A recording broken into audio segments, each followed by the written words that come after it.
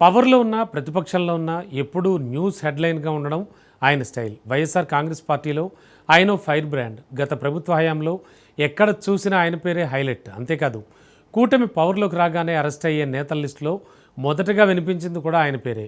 వరుస కేసులు, ఇటు లీగల్ ఫైట్, అటు హెల్త్ ట్రీట్మెంట్తోనే 2 ఏళ్ల టైం ముగిసిపోయింది. ఇన్నాళ్ళు ట్రబుల్స్ ఫేస్ చేసిన ఆయన ఇప్పుడు మళ్ళీ లైమ్లైట్లోకి వచ్చే ప్లాన్ చేస్తున్నారట. ఇక చంద్రబాబు సర్కార్పై ఎదురుదాడికి సిద్ధమవుతున్నారట మాజీ అమాత్యులు. తాజాగా టీడీపీ మహానాడుపై కొడాలి నాని తనదైన స్టైల్లో పంచులు వేసి ఆకట్టుకున్నారు. దీంతో ఇక్కడి నుంచి పాత కొడాలి నానిని చూస్తారంటున్నారు ఆయన అభిమానులు. కొడాలి నాని వస్తున్నారు, ఇక కాసుకోండంటూ స్వయంగా వైసీపీ నేతలే చెబుతున్నారట. సీఎం చంద్రబాబు, ప్రధాని మోదీ, డిప్యూటీ సీఎం పవన్ కళ్యాణ్ ను చూస్తే వంగి వంగి దండాలు పెడతారు. ప్రజలకిచ్చిన హామీల గురించి జగన్ అడిగితే తల్లి, చెల్లి, గొడ్డలి అంటారు. ఎందుకంటే ఈ 2 ఏళ్ల కాలంలో చంద్రబాబు చేసింది ఏంటి అంటూ ప్రశ్నించారు మాజీ మంత్రి కొడాలి నాని. జగన్మోహన్ రెడ్డి ఓ గదిలో పార్టీ మీటింగ్ పెట్టుకుంటే మహానాడు గాలిగిపోతుందా అంటూ చంద్రబాబు విమర్శలకు కౌంటర్ ఇచ్చారు కొడాలి. ప్రభుత్వానికి కొడాలి నాని కౌంటర్ల నేపథ్యంలో రాజకీయంగా మళ్లీ యాక్టివ్ అవుతున్నారనే చర్చ ఫ్యాన్ పార్టీ వర్గాల్లో మొదలైంది. కూటమి ప్రభుత్వంపై వైసీపీ నాయకుల విమర్శల్లో ఆయన కూడా మళ్లీ ముందు వరుసలకి వస్తున్నారని పార్టీ వర్గాలు చెబుతున్నాయి.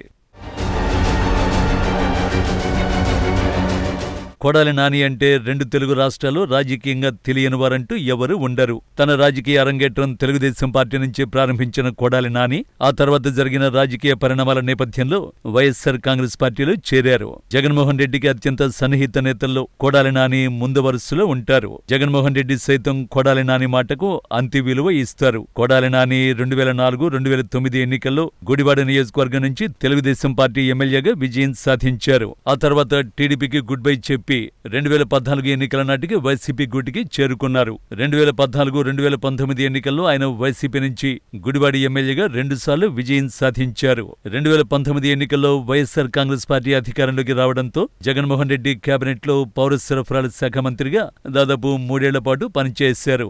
అయితే కొడాలి నాని మంత్రిగా ఉన్న సమయంలో తన శాఖ బాధ్యతల కంటే అప్పటి ప్రతిపక్ష నేత చంద్రబాబు, లోకేష్, జనసేన అధినేత పవన్ కళ్యాణ్ పై చేసిన విమర్శలతోనే ఎక్కువగా పాపులర్ అయ్యారు.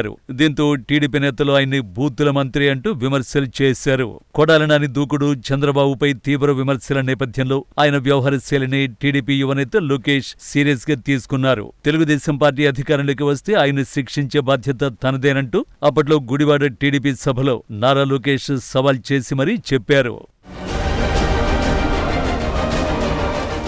ఇక 2024 ఎన్నికల్లో కూటమి ప్రభుత్వం అధికారంలోకి వచ్చింది. అలాగే 4 సార్లు వరుసగా గెలిచిన గుడివాడ ఎమ్మెల్యే కొడాలి నాని కూడా మొదటిసారి టీడీపీ అభ్యర్థి రాము చేతిలో ఓడిపోయారు. గత ఎన్నికల్లో ఓటమి తర్వాత కొడాలి నాని రాజకీయంగా అంతగా యాక్టివ్ గా లేరు. గుడివాడ నియోజకవర్గ వైసీపీ క్యాడర్ కి కూడా పెద్దగా అందుబాటులో లేకుండా పోయారు. గడిచిన ఏడాది కాలంగా పార్టీ కార్యక్రమాల్లో కూడా కొడాలి నాని పాల్గొనడం లేదు. ఆయన తరఫున నియోజకవర్గ నేతలే పార్టీ కార్యక్రమాలు నిర్వహిస్తున్నారు. కూటమి ప్రభుత్వం అధికారంలోకి వచ్చాక వైసీపీ నేతలపై కేసుల పరంపర కొనసాగుతోంది. మాజీ మంత్రి కొడాలి నానిపై కూడా చాలా కేసులు నమోదయ్యాయి. కొడాలి నాని సన్నిహితుడు వల్లభనేని వంశీ వంటి వారిని వివిధ కేసుల్లో నెలల తరబడి జైల్లో ఉంచారు. దీంతో కొడాలి నాని అరెస్టు ఖాయమంటూ పెద్ద ఎత్తున ప్రచారం కూడా జరిగింది. మరోవైపు అధికార టీడీపీ నేతలు కూడా కొడాలి నానిని ఎప్పుడు అరెస్ట్ చేస్తారంటూ ఆ పార్టీ పెద్దలను ప్రశ్నిస్తున్నారు. కూటమి ప్రభుత్వం అధికారంలోకి వచ్చాక గుడివాడ నియోజకవర్గంలో వైసీపీ నేతలు అధికారంలో ఉండగా చేసిన అవినీతి, అక్రమాలు అంటూ అధికార టీడీపీ నేతలు రోజుకో విషయాన్ని వెలుగులోకి తీసుకొస్తున్నారు. అంతేకాకుండా కొడాలి నాని నియోజకవర్గం వదిలి పారిపోయారు అంటూ సెటైలు వేస్తున్నారు. ఎన్నికలో మొదటిసారి ఓటమితో కొడాలి నాని కూడా మొదట్లో డీలా పడ్డారు.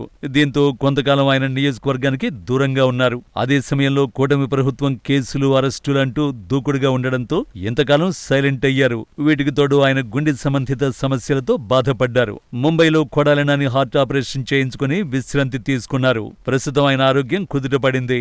ఆయనపై నమోదైన కేసుల్లో ఆరోగ్య సమస్యల దృష్ట్యా ముందస్తు బెయిల్పై ఉన్నారు. తాజాగా కొడాలి నాని ఈ మధ్య కాలంలో అప్పుడప్పుడు నియోజకవర్గం కనిపిస్తున్నారు. తనపై నమోదైన కేసులో కోర్టు సూచనల మేరకు ఆయా పోలీస్ స్టేషన్లలో సంతకాలు చేసేందుకు వస్తున్నారు.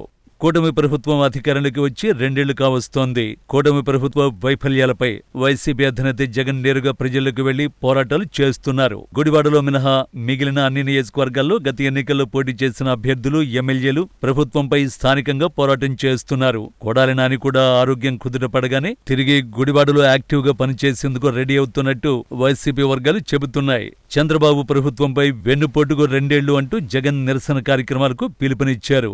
ఈ నిరసన ప్రోగ్రామ్స్ లో కొడాలి నాని స్వయంగా పాల్గొనబోతున్నట్టు పార్టీ వర్గాలు చెబుతున్నాయి. కేసుల భయం వెంటాడుతున్నా ఎంతకాలం నియోజకవర్గానికి నమ్ముకున్న క్యాడర్ కి దూరంగా ఉండడం మంచిది కాదని భావిస్తున్నారట కొడాలి.